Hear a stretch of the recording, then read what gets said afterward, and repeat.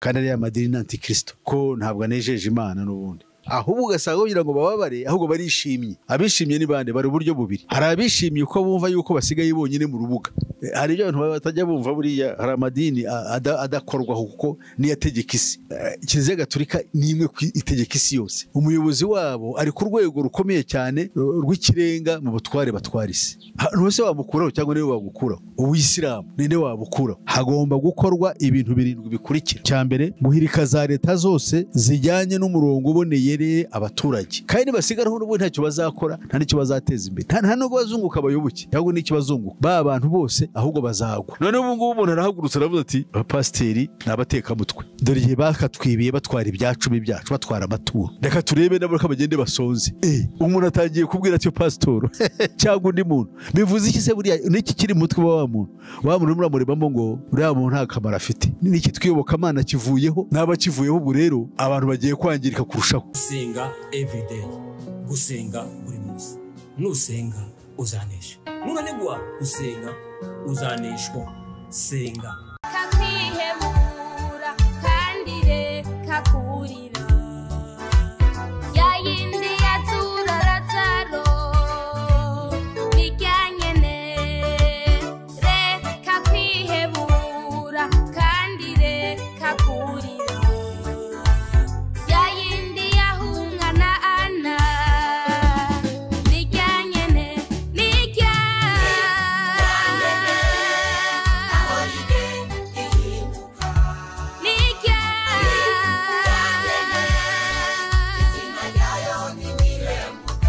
Reka ngusuhuze inshuti ya gusenga everyday nizere ko mumeze neza mu bisazo muri kumwe nanje Manakiza Edouard bari mu Rwanda shalom shalom abe mu Afrika mwese mumva ikirundi n'ikinyarwanda n'ikinyabwisha shalom turakunda gusenga buri munsi abari ku mugabane w'Uburayi shalom abari ku mugabane wa Asia shalom abari ku mugabane wa Amerika shalom abari ku mugabane wa Oceania shalom ko mubona kuri kamera za gusenga everyday turi kumwe na Pastor Musisura Pastor muraho neza amakuru yanyu amakuru na amahoro turashima Imana amakuru yo mu Mutara Mutara turaho tumeze neza aravuga ngo amasho abasho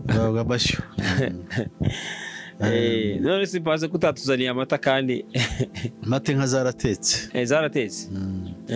zaratetse kandi turi mu bihe biruhanyije turi mu zuba kandi twitaye ko twakabaye twaratangiye itumba ariko turabishimira Imana boro zaje tubona imvura ngira ngo pasa n'ubundi uragaragara ko umuntu yanyoye amata uragaragara kabisa amata yose wayanywa akakuba mu iteka arajya akagukamukamo nyine ugatindihara ukabura ibyuzi uko umuntu agenda anywa amata agenda asa neza nubwo yaba akuze agenda asa neza amata ni meza amina Pastor mwatangira rero musuhuza abantu munasenga Imana turasuhuza abakurikira urubuga gusenga everyday dushimira n'abanyarwanda bose n'abarundi n'abandi bose bumva ururimi tuvuga baherereye mu Rwanda mu karere k'ibiyaga bigari ndetse no mu Burundi no mu bice bimwe bya Tanzania burasirazuba bwa Kongo amajyepfo ashyira burasirazuba burengerazuba bwa Uganda mwese turabasuhuza ko twiringiye yuko mwumva iyo tuvuga ibi Imana ibaha umugisha Uwiteka Mana yacu Mana nyiringabo Mana igira neza Mana ishobora kutugendesha ukatugeza inaha Mana yuzuye imbabazi n'urukundo n'impuhwe dushimira izina ryawe ryera izina ryawe rikomeye ushimwe kuri Imana igira neza ushimwe kuri Imana y'urukundo turakuyeretse tukwetse n'abazakurikira kino kiganiro mwami wanjye n'uburyo bwose buzajya ukoresha kizamvikane kandi gifasha abacyumva mu izina rya Yesu Kristo umwami wacu amen. Pasiteri hari kibazo kimaze imisi kihari kijanye n'igisengero zitujuje ibisabwa n'amabwiriza mashasha abavuga iki nka pasiteri ibijyanye n'isengero n'amabwiriza mashyashya ntabwo ese nabivugaho iki ubundi icyambere ni ugusohora k'ubuhanuzi yego ni ugusohora k'ubuhanuzi kuko Bibiliya itwereka ko igihe kizagera iyobokamana nk'uko turibona ubu rikavaho kuko ari maraya icyo tukivuga cyane ubundi nk'uko byigishijwe none pasiteri yabyigishaho neza, ni ukuvuga ngo itorero rigomba kugirwa n'abantu babyawe n'Imana. Nicyo twita itorero, babyawe n'umwuka wera w'Imana. Icyabayeho rero kwari ukurwanya iryo hame. Iryo hame noneho ahubwo abantu bose bizizwa cyangwa babatizwa mu mubatizo w'idini y'uko babaye abakristo, cyangwa bakurikije amadini yabo. Ngo idini ryawe rihaba ryo riguha kuba umukristo cyangwa se umwigishwa wa Yesu Kristo. Ibyo rero ntabwo byari byo. Kristo azabe kuko abe yabahaye umwuka we, kandi biri kavuga ngo udafite umwuka wa Kristo ntabwo aba ari uwe. So rero ibyo tubona ubu ngubu birababaje. Yes, birababaje bigenda bibaho. Uti kubera iki bibabaje? Nuko bihagarika burundu icyakabaye gikorwa. Ikintu cyabaye gikorwa ni ikihe? Ni ukuvuga ngo ubu ngubu cyari kiriho mbere, amadini yari asanzwe ahari, akigisha ibyayo, ariko n'uwamurikiwe n'Imana cyangwa wahishuriwe ubwiru bwayo nawe akigisha akurikije icyo yahishuriwe kandi cy'ukuri gishingiye kuri Bibiliya. Bombi bakoraga ni nk'uko akavuga uti hari urubuga rwo gukora, buri muntu agakora nk'uko Pawulo yabivuze. Pawulo yaravuze mu rwandiko yandikiye Abafilipi, aravuga ati hariho abigisha ibya Yesu bishakira indamu, barangwa no kurema ibice. Ati abo ngabo barakora bibwira ngo barambabaza mu ngoyi zanjye ndimo, kuko yari imbohe. Ati baribwira ko bibambaza, ariko hariho n'abandi bakora umurimo wa Kristo bagamije kugira ngo uwo murimo utere imbere. Ati abo ngabo ndabashima. Noneho atari ko bimeze kose nta kibazo, ntacyo bintwaye. Kizi izina rya Yesu Kristo ryarite rishyirwa hejuru. None ubu ngubu bikiriho ubu ngubu nuko izina rya Yesu rikuweho. Niho bitandukaniye. Kindi ko na biriya by'amabwiriza hari ntabwo umuntu ashobora ntawashobora ntabwo bizoroha abantu kubikora ngo bikunde. Ni kukubwira ngo icyo bita mu Kinyarwanda kuguhima. Murakakubwira ati wenda fata urusyo rwa toni 100 urwikorere kandi ureme ufite ibiro 50, ntabwo waruterura. Ariko ibyo ngibyo ntabwo ari ikibazo cy'umuntu wari we wese, nanone akegekaho kuko kijyanye n'ubuhanuzi. Kandi ubuhanuzi bugomba gusohora. Nkubaza kandi kantu kamwe, hari icyo bita mu Cyongereza appropriate alternative. Niba ukuyeho iki ushizeho ikihe? Nta gihari rero gihari. N'aya madini aya ngaya ya rutura ari yashinze imizi, kuko ni nayo akora ibingibi tubona. Aya ari amadini akomeye, ntabwo bikorwa n'abantu basanzwe. Ni amadini abikora niyo bijya mu inama, niyo akora ibyo ngibyo, kandi ari amadini antikristo. Niyo akora biriya rero na antikristo buriya. Ari nayo yishimira ibingibi ko avuga yuko hariho ubuke bararwanya kugira ngo cyitwe ubuke bakihave, yo ubwayo asigare. Kandi muri uwo gusigara urebye ntacyo azunguka, kuko abayagize nabo ntibazi ibyo barimo. Ni ntacyo azunguka rwose, ahubwo azahomba cyane, ko ntabwo anejeje Imana. N'ubundi ntabwo anejeje Imana, kuko ibyo akora ntabwo bijyanye n'umurongo w'Imana.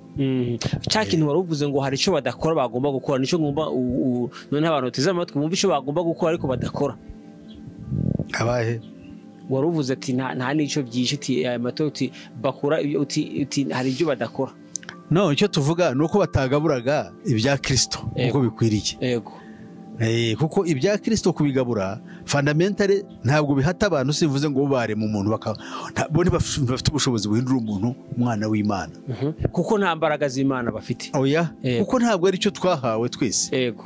Twebwe umurimo wacu ni uguhamya Kristo. Yego. Noneho umwuka tukavuga ubutumwa bwiza uko buri, noneho ab'Imana yahamagaye bakizera. Yego. Noneho abatahamagawe n'Imana bakabyihorera. N'ubu ntabwo ubukristo bwari bwaraje kugira ngo bube idini rya rubanda, bube idini ry'abatuye isi. Bwaje kugira ngo ahubwo abahamagawe n'Imana bakurikire Kristo.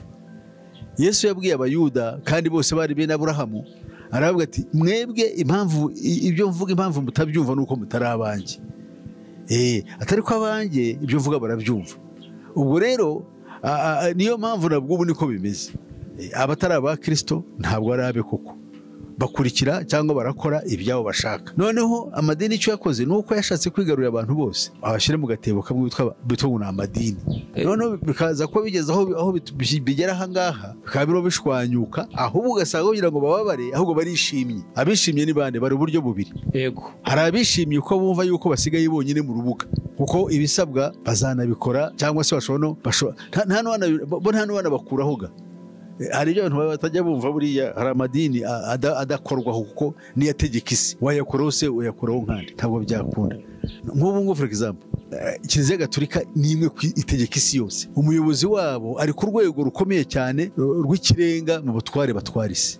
Ntose wabukuraho cyangwa niwe wabukuraho? Ubuyisilamu ninde wabukuraho? Ntabwo wabushobora. Ubuyisilamu ni ikintu gikomeye, ni umuco. Wowe abayisilamu ahubwo yihakwaho kugira ngo ubone ibyiza, ubone amatungo, ubone ibyo yaguha, ubone fevari zindi yaguha, uri we wese, nubwo waba uri umwami, nubwo waba uri iki. Ntabwo rero wavuga mu gitondo ngo urayiciye wikuyeho, kuko hari aho nabonye mu bice bimwe aho ngenda mu byaro nkabona ugasanga, tuvuge urugero, urusengero rw'abantu bitwa ngo ni abarokore, abo bise ngo ni ab'inzaduka, bararwubatse rumeze nk'uko wareba urukari rw'ibwami, aho ugasanga rurafunze.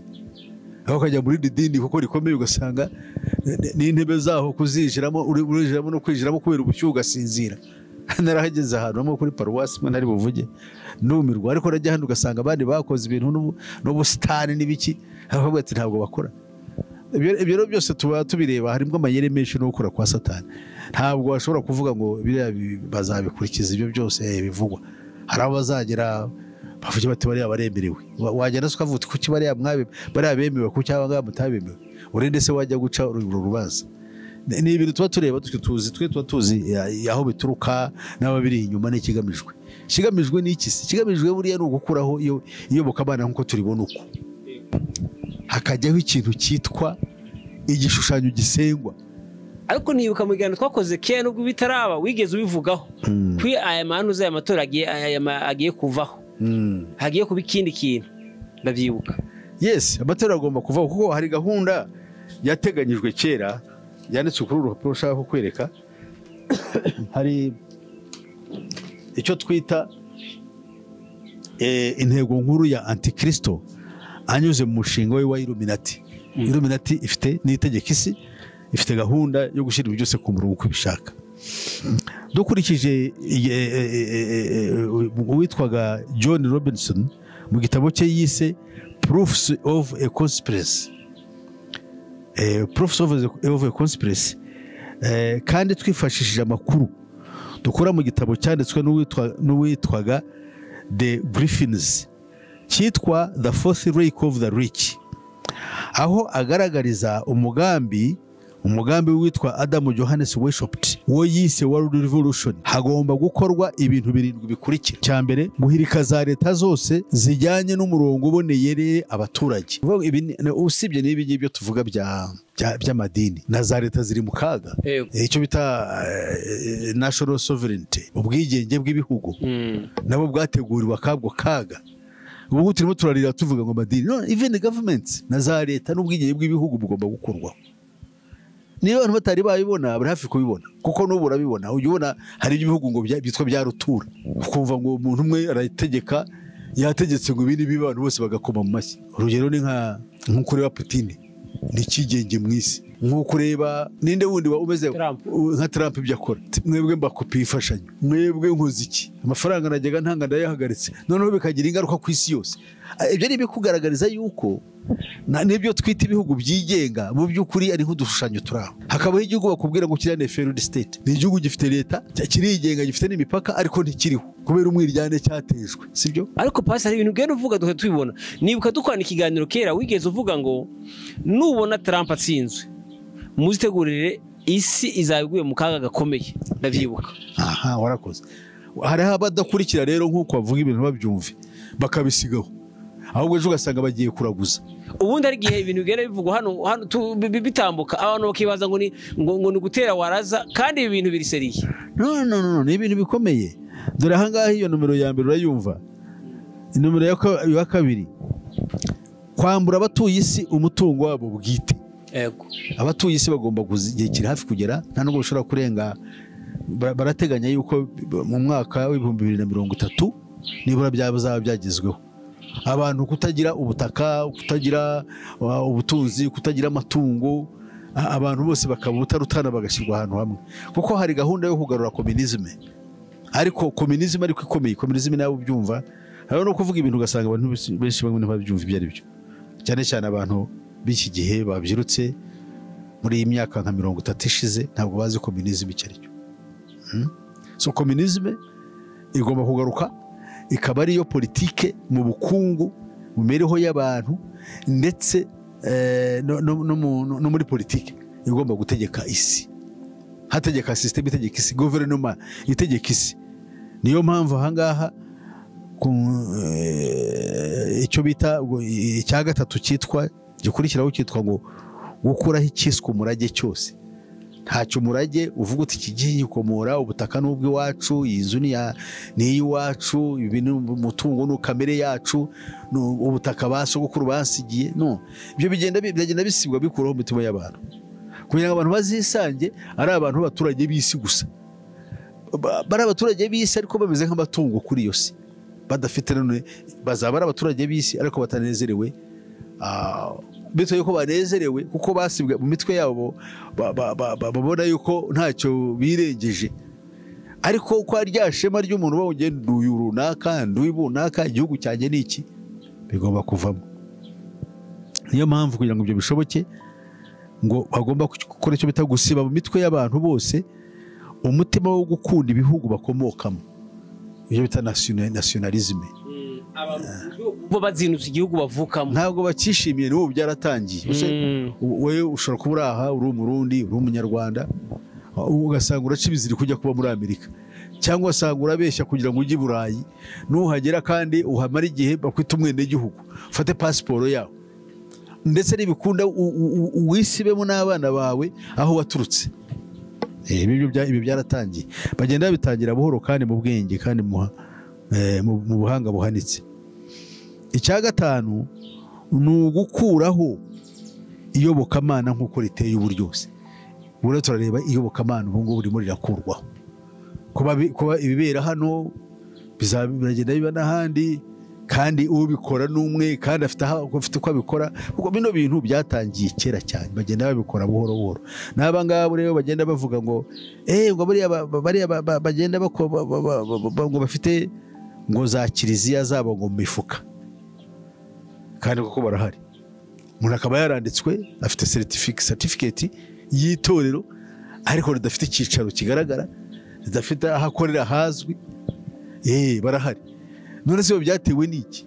Ni umugambi none wa Satani, kuko iyo Satani cyangwa se Satani nivuga Satani benshi nta nubwo babyumva, kavuge wenda umuntu, iyo umuntu ashaka kukugirira nabi araza agafata umufuka wawe akawushyiramo, n'urugero akaba yawushyiramo isasu, yarahize ati wowe uri umunyabyaha, n'ikimenyimenyi dore ngufatanye ikizibiti. Cyangwa se umuntu akaza nigeze kubona umuntu bapangiye, bamuha amafaranga, bamaze kwandikaho, bashyizeho akamenyetso, barangije akamenyetso ugashyiraho, baragenda uwo muntu baramufata, bagira bate, baramufata baragenda bamuha, baragenda bahaza abantu, baramufata bati wariye ruswa. Wariye ruswa, bagiye kureba ko basanga amafaranga yari afite mu mufuka.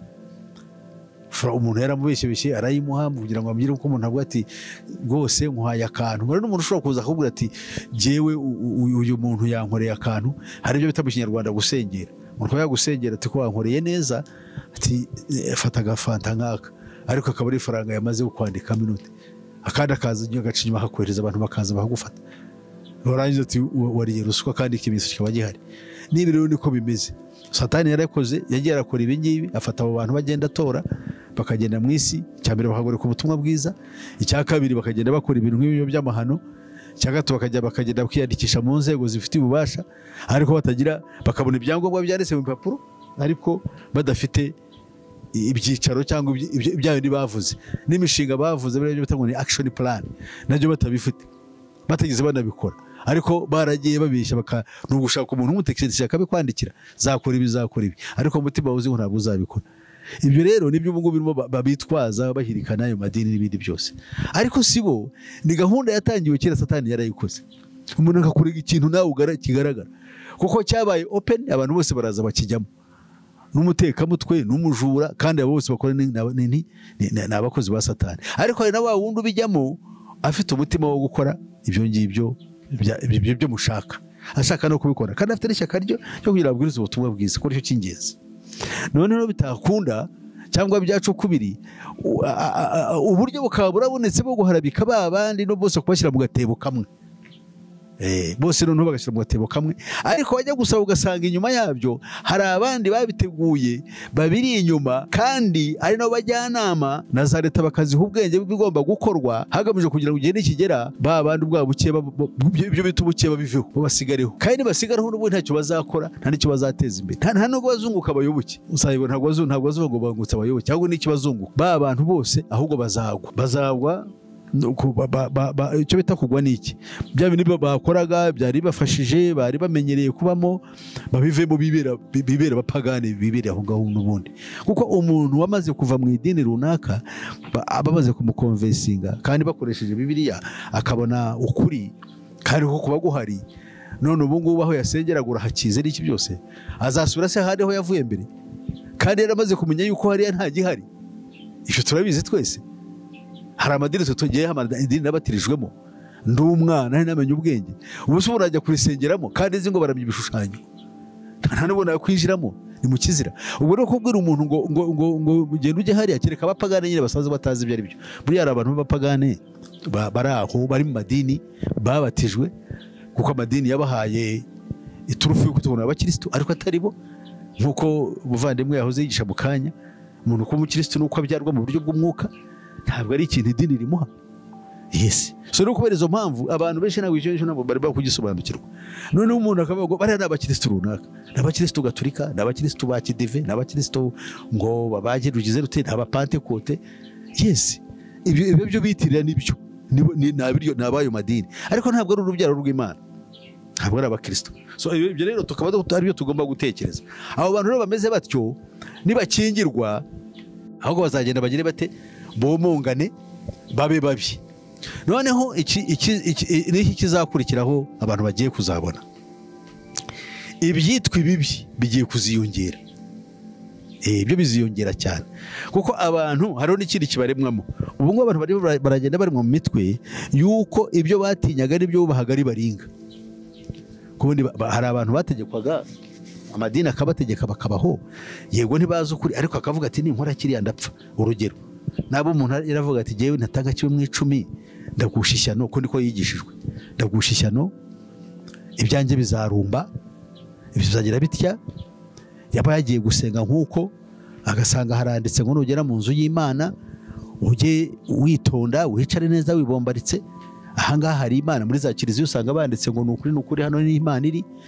Aho umusegeri yicaye ukareba ufite ubwoba, wateye ivi, washyize ibimenyetso, ka kantu gatuma umuntu agira ubwoba, gatuma atekereza yuko hariho n'Imana. Na cya kindi cyacu baragitanga, akayitanga azi ngo agihaye Imana koko. Nibyo ataye ababikora nezerewe. Aho kantu gafite psychological, buryo muri psychology yageze mu buzima bwe hagira icyo atinya. None ubu ngo abo bantu umaze kubahindura ibyigenge. Abo bantu n'iby'Imana bari batese ku Imana, twari tuzi ngo Imana iri hejuru y'abantu. None biragaragara yuko hariho abantu bari munsi hari abantu none biragaragara yuko Imana iri munsi yabo. Ubundi abatambyi n'abandi bantu bakira muri Isirayeli barubahwaga kuko batwaraga ubwoko bw'Imana mu by'umwuka. None ubu ngubu naho tuziye muri ano madini y'abamisiyoneri baje, abakoroni babatuzaniye, za misiyoneri zarubahwaga, ntabwo abakoroni bazisuzuguraga, kuko zari zihari bazubaha zigakora, bakajyaho nabo bagasenga. Nubwo hanyuma cyane cyane nyuma y'intambara ya kabiri y'isi yose haje kubaho ku gahunda yo kugenda buhoro buhoro basuzugura iby'Imana. Ibyo nabyo ni ikindi kintu umuntu yavugaho. Kugeza ubu ngubu aba intellectuel bagiye baca mu mashuri, iby'Imana babona yuko ari ibintu bisuzuguritse, ariko ibyo ni ibintu byakozwe mu bwenge buhoro buhoro, nta muntu uzi ibyabyo. None ubu ngubu umuntu arahagurutse aravuze ati abapasiteri ni abatekamutwe, si byo se? Dore igihe bakatwibiye batwara ibyacumi byacu, batwara amaturo, reka turebe nabo ko bagende basonze. Umuntu atangiye kubwira ati pasitoro cyangwa undi muntu, bivuze iki se? Buriya niki kiri mutwe wa muntu muramuremamo ngo uriya muntu nta kamaro afite, nta gaciro afite. Kandi ibyo bagendaga babikora na kera, tujya gusuzugura inzego zacu z'ubutegetsi z'Abanyafurika, twasanze abazungu bagiye batugaragaza yuko yaba umwami mu Rwanda ari urugero, n'abatware yuko ntacyo bavuze. Ukivuze ni umukoloni, ni umuzungu. Abaturage batangira gusuzugura izo nzego za kera zari zihari. Birajya bavuga ngo umwami avukana imbuto, akubahwa, bakamenya ngo umwami ntakorwaho, ni nk'Imana yamuzanye hariya, abantu bivaho, hazaho gusuzugura iyo muco. Ariko noneho n'aba bandi batuzaniye ibyo batuzaniye, kandi ubwabo barahindukira batuma dusuzugura ibya bindi byabo, dusuzugura Imana batuzaniye, dusuzugura politike n'umurongo wabo batuzaniye. Noneho abantu bagiye kubatangira kuba ibyigenge, ariko niba ibyigenge hejuru yabo nta protection babahaye yo kubarinda, ahubwo abantu bayivurunarabure, babaye ibintagazi, kuko bashobora nk'aha ngaha muri kano ingingo ya 7 iravuga ngo ya 6 gusenya karemangingo nyoko muntu ishingiyeho ariko muryango muto, no gukuraho gushyingiranwa k'umugabo n'umugore nk'uko byashyizweho n'Imana, kandi nk'uko biri mu mico y'amoko yose y'abatuye isi. Ubu ngubu ikintu umugore baragenda bakakubwira bati umugore n'umugabo barangana. Yes, ibyo si byo nahakanye, ariko mu mibereho yacu administrative riko tugomba kubaho umugore n'umugabo, Bibiliya ifite kubyigisha. Umutwe w'umugore n'umugabo we, umugore agomba kugandukira umugabo, kuko niko discipline. Iyo bivanyeho discipline, none ubu ngubu urabona ibintu birasenyuka. Ingo hari umuntu umwe ukora mu bunzi, ejo arambwiraga ati ikintu cyitwa imanza zishingiye ku mibanire mbonezamubano, amategeko mbonezamubano y'Abanyarwanda yararangiye. Uranyumva neza? Izo manza ntabwo zijya mu nkiko, zibanza mu bunzi, zananirana bakazohereza hehe? Mu nkiko. None ubwo bagiye gukora za divorce. Za divorce byaratingwaga kuko bari barabishyizemo. Kiliziya z'abazungu z'abakoloni zari zarigishije ngo umugabo n'umugore ntibatandukana, gutandukana impeta buri muntu akabyubaha, hatandukanye n'umugore. Nubwo byabaga bitabikorera ko waha Imana, babikorera ko ari itegeko rikomeye utavamo ngo ugire ukundi. Niba ubivuyemo ntuzongera kurongora, uzakomeza ubigishubaziko, umuntu akaba abizi. None ibyo bivuyeho, nose nabivuyeho, wowe icyo ushizeho ni iki?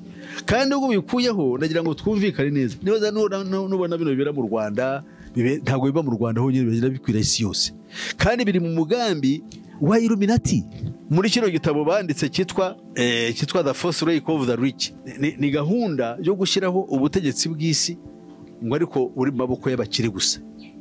Abakire ubu bategeka isi, bano buri aba Elon Musk bafite ubutunzi bw'isi, nibo bategeka isi, n'ubundi bategeka mu ibanga.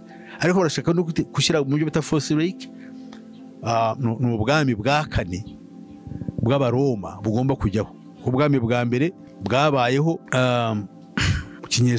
uhereye mu kinyejana cya 10, hanyuma haza ku imyaka 12 navugaga, umuntu akaba yatangiye gukora imibonano mpuzabitsina, wahura n'afite 17 ukamutera inda, amaze imyaka 5 yarasanzwe asambana, wowe uzaba ukoze icyaha gifungisha imyaka 20. Uwisha abantu yarasohotse. Ubutabera buba buri hehe?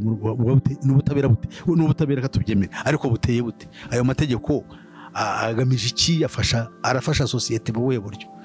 So rero ni ibibazo bikomeye, ariko ntabwo biturukaho, biraturuka kuri uyu mugambi ugomba kwambura abantu imiterere yo kubaho, hakaba icyo bita New World Social Order, imibereho mishya ya muntu igenwa nabo twita Illuminati, mu mugambi wa Antikristo wo gufufaza no guhindura abantu ibigoryi. None bikazarangira niba tuvuze ngo inyoko muntu, umuryango, uyu nguyu umuryango twari tuzi, umugore n'umugabo n'abana, kuko niwe shingiro ry'umuco, niwe shingiro ry'ibyo bita ngo n'indangagaciro z'umuco mboneragihugu, bikaba bivuyeho. Umuntu akaba aho ngaho ari icyomanzi. Ngo uzareba niba ngibi bigenda biza, ukumva abana bari ahantu ngo nabuzukuru wa shitani, njya numva bavuga abandi ngo nabamarine. Biriya bintu bigenda bitangira buhoro abantu bakabisuzugura ariko bigenda bigara biba binini cyane aribyo kuko abantu bagenda bakena kuko abantu bagenda bapfupfahara mu mitima yabo uzasanga abana benshi bari ku muhanda wambaza uti byatewe n'iki ngo ni amakimbirane ntabwo wicuva si icyo amakimbirane ayo makimbirane rero aragenda yaguka ntabwo agabanyuka amakimbirane niyo mpamvu za divorce zigenda ziba arizo zaguka kuruta impeta abantu babana hamwe baremereje kubana uko bagenda batandukana burya uyu mugore n'umugabo iyo batandukanye burya gutangira k'umwana kuruha niho bitangirira none mu makimbirane yo mu rugo ugasanga biragize kandi uko abantu bagenda barushaho gutandukana uko abantu bagenda barushaho kutumvikana uko abantu bagenda barushaho nuko n'iki twiyobokamana kivuyeho n'aba kivuyeho ubu rero abantu bagiye kwangirika kurushaho iyobokamana ryari rifite akamaro kari none rivuyeho ngende ko mbibana ngende numva ibonekamana ririho cyakora hari iyobokamana numva babashaka guteza imbere nk'iri rya barutanga rw'amaboko bo ntibazajya babaza aho bakorera barutanga rw'amaboko basarongo bari baragura n'abandi baraguza ni umuco Imana y'u Rwanda bamufungiye ariko kugira ngo ibindi byaha yakoze ntabwo ari akazi so rero abakora aho kazi neza bitonze bazajya batera imbere murakoze rero Imana bahumugisha tugarukira aha ngaha pastor katugushimire tukubwire ngo Imana igumugisha kadushimire nawe warubanye natwe muri kigana tukubwire ngo Imana igumugisha pastor umuntu ashaka kubonye akaba yifuza uburyo yavuga nawe wamuha adresse adresse yanjye rero washaka kuvuga nakoresha telefone yampamagara kuri telefone nomero 0788 50 60 76 iyo telefone kandi iba no kuri WhatsApp yanjye kandi nkaba mbabwira ngo bakoresha igihe mu gihe kigihari abashaka kubaha Imana tugira uburyo bwo kurushaho murakoze reka tubabwire igano naho butaha shalom gusenga everyday gusenga buri munsi nusenga uzanesha nunanigwa gusenga uzaneshwa senga kakwiheba